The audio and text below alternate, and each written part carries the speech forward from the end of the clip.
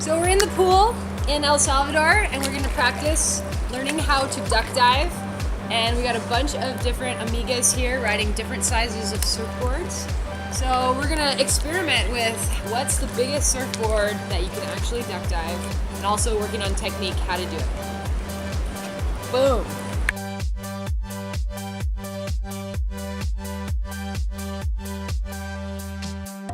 So the key to a good duck dive, number one, you need to have some speed. That's gonna make it easier. Number two, it's a timing thing where you do it on the wave. And then it's also the physical aspect where you put your foot on the back of the board. And all of those things are gonna change a little bit based on the size of your surfboard. I have this little tiny, really cute 5'4", and it duck dives really, really easily. So you wanna get up some speed. You want to have your hands just kind of like right at your shoulder. The first step is to push down. And I like to keep my knee on the board to kind of hold the board, like help it push down. Like you push down with your hands and then you're keeping it underneath you with your knee. And then once you get down to the depth, then you push through with whatever reaches. Like I use these little tiny boards, so a lot of time I'm pushing with my shin right here.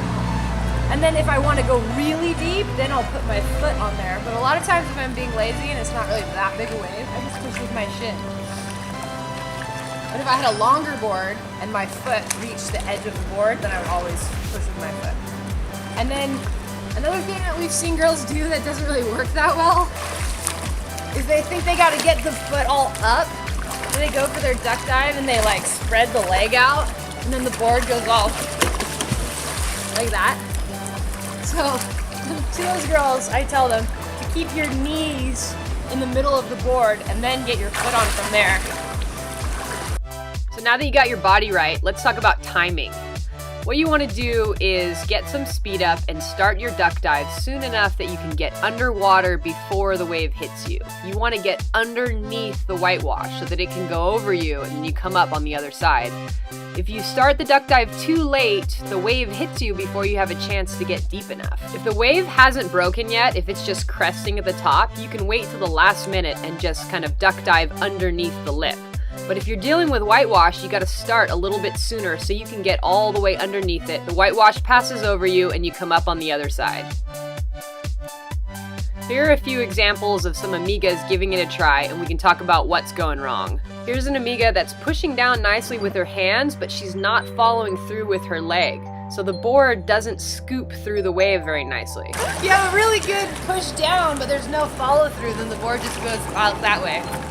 This is what you want the board to do underwater. Scoop down and then come back up on the other side of the wave. This amiga is pushing down really nicely. She's scooping through with her leg, but her upper body's not getting down to the depth where the board is. So even though the board is deep, her body's not getting underneath the whitewash. Another thing that will help your duck dive be more awesome is keeping your eyes open. Probably not recommended if the water's super gross or if it's a little tiny whitewash on the inside with tons of sand. But if you're outside and there's a big wave coming, keeping your eyes open will help you because the whitewash is not uniform. It's not like a complete wall of darkness. There's like patches of more turbulent water and then there's patches of more airy water. And you can actually move yourself into the lighter patches and avoid some of the force? Yeah, you can avoid some of the force of the wave if you look for it. And if, worst case scenario, the big force is gonna hit you, at least you see it coming and kind of brace for it. I don't wear contacts, but Jackie does, and Jackie says that she still opens her eyes underwater and very rarely loses a contact. So a lot of girls come down on retreats and they say, I really want to learn how to duck dive, but then they bring these like really big boards. This is a 6'4", so it's super hard to duck dive a board like this. Like even for me, it's really challenging, and for someone who's not good at duck diving, it's going to be nearly impossible. So keep that in mind. The problem might be your surfboard. But just for fun, I'll try and duck dive it in the pool. Let's see if I can make it go under. Wow! Hey. So what makes it more difficult? Is it that the width? It's just more buoyant. The length or the width? It's the volume of the board. Like a little tiny board that barely floats, you can duck dive super easy. But a big floaty board just by definition doesn't go underwater very well. Right. So one thing you can do if you do have a big board and you really want to try to duck dive it, to get it underneath, you can scoop. Yeah.